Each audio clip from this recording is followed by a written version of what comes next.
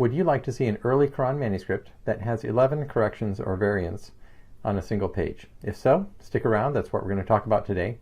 And the last example I'll show you is actually an alternate word in the verse.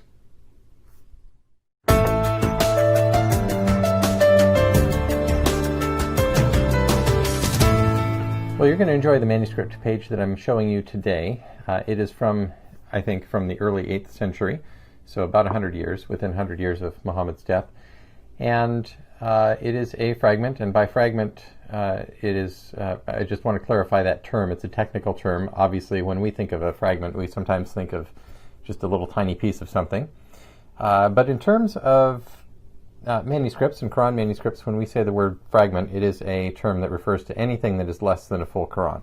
So a fragment could be indeed a tiny little piece, or it could be one single page, a couple pages, or 50 pages, as long as it's not a full Quran. So the one that we're looking at today is one of the pages of a fragment of 11 pages. Let's go ahead and get going. Here is the page. It is the front side of page 8 of this manuscript that lives at the Museum of Islamic Art in Doha. I went and saw it in 2015 as a postdoctoral Rice Rockwell scholar, photographed all its pages as well as many others. This, however, is a picture of from the museum itself. I'm going to show you 13 different things that are going on this page, and let's take a look at the first one. It is here in Surah 699. In the text today it reads, "Fi dhalikum la'ayatin liqaumin yu'minun," which means, here indeed are signs for a people who believe. However, as it was written in this manuscript, it says, la'ayatin lakum in kuntum yu'minun. Here indeed are signs for you if you believe, and the you plural if you plural believe. So it is a difference. It does make sense, but it is not the way the text stands today. And I've checked a couple of the earliest tafsir.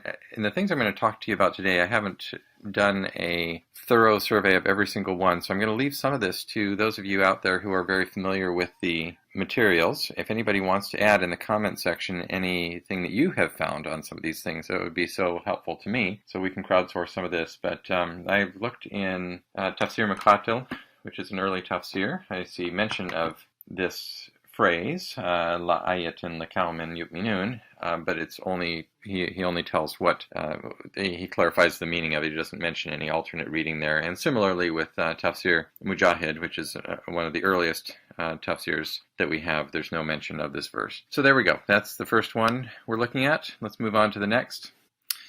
Okay, this is a place near the top of the page where there is the word bihi. It's in 699, and I can see what's going on here, because this word bihi does follow the previous instance. It follows the word fa'akhrajna, and the word fa'akhrajna from it occurs twice in this verse, and the word bihi does follow the previous instance of this word in the verse.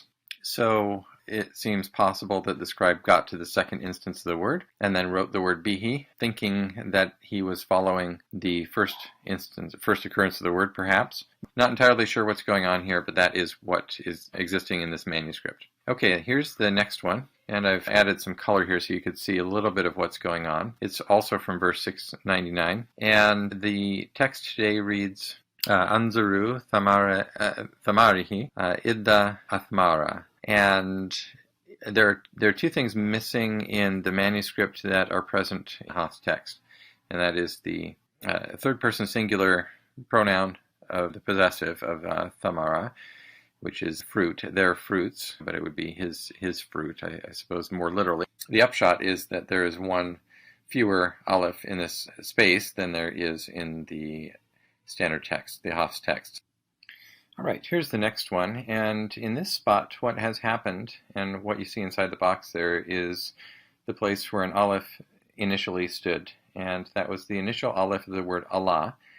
The effect of taking this aleph away is to convert the name or the word Allah to the word lillahi, which has the meaning of to Allah. And that is, in fact, how it stands in the Haf's text. And the verse reads, وَجَعَلُوا lillahi shuraka'a ajin. And this means they ascribed as partners to Allah, the jinn. Ja'ala, the verb in this, has the sense of bringing. In other words, they more literally brought the jinn as partners to Allah. This exact phrase, Ja'alu lillahi, occurs in 3 other places in the Quran, in 13:16, 13:33, and 14:30. And lahu, to him, is found in 43:15. All right, so in this case, this is kind of interesting because here later on in the same verse, there is a spot where the word yasifun exists today. However, in this manuscript, the word yashrikun was clearly first written here. Now, the words have a similar sense, and the effect of the verse is similar, but it is a different word. So you can see what the scribe did here, and I don't have pointers here to go on the screen, but you can see that where the darker ink is, the little vertical line there has closed the front end of the kaf to convert it into a sad, and the little tooth at the front end of that has been put in, and the fa and the ra have been inserted there as well. What is interesting here is that the preceding letters, the 4 teeth followed by the ra, the first letters of Yashrikun, have not been erased. So as it stands, there are extra letters in this manuscript that don't seem to belong there. And we do see erasures elsewhere on this page, so I'm not sure why the corrector did not go to the effort of erasing those other letters. Let's move on to the next one. Going back up near the top of the page here, we're back to 699, I believe. And the word is mushtabiha. There is one more tooth here in this word in the F1924 text, which is my abbreviation for the standard text, the Hafs text, than there is in this manuscript. So it's just a variant. It's one missing letter in this manuscript if we consider the standard to be the correct text. All right, and so we want to move through without taking too much time. The next one I'm showing you is 6106. The verse says, "Follow that which has been revealed to you," uhiya. However, in this manuscript, the word yuha is written instead, and it's the same word, but in the present tense. In other words, follow that which is being revealed to you from your Lord. So it works, but it is different from the standard text today.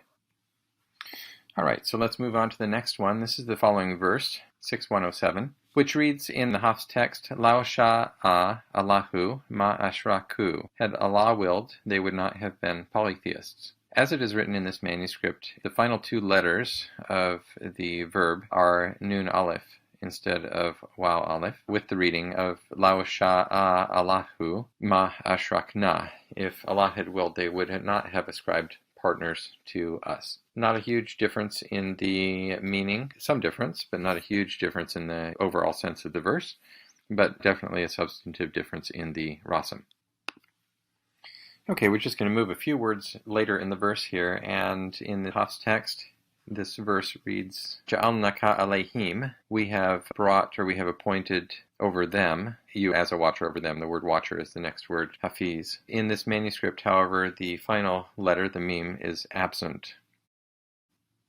If we look down 2 lines further, we find another place where this manuscript does not quite match what is in the Hafs text. And the verse as it reads today says, "كَذَلِكَ زَيَّنَا لِكُلِّ أُمَّةٍ أَمَالَهُمْ." To every people or nation we have made their deeds seem fair. Now, the manuscript has an extra aleph when compared to the standard text before the word amalahum. And the effect of this aleph is to make it plural, so their works or their deeds. So that's how it exists in the manuscript, but is not the way it exists in the text today.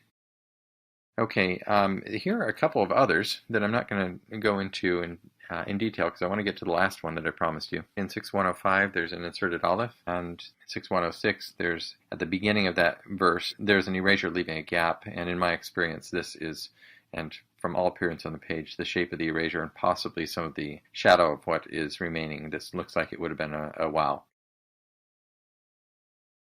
Okay, and here we are right at the very end with the moment that I promised you, which is an alternate word. It's not the first alternate word that we've seen on the page, but I think it's one of the more interesting ones. This is verse 6:110. This part of the verse reads, "Fi tughyanihim yatmahun." We let them wander blindly on in their insolence. And I've circled there the word that roughly corresponds to the word that we're looking at, fi tughyanihim, because in this manuscript the word tughyanihim does not exist. Rather, its place is taken by the word hauzihim. So it is an alternate word. Fi hauzihim actually is used, as you can see in another verse, not too far from here in the same surah, then leave them plunged in their foolish talk. So here at 6.1.10, with this alternate word, it has the reading of, we let them remain plunged in their blindness, or remain immersed perhaps in their blindness. Makes sense to my understanding of the Arabic. It does make sense. It's just an alternate reading, a different word from what we have today.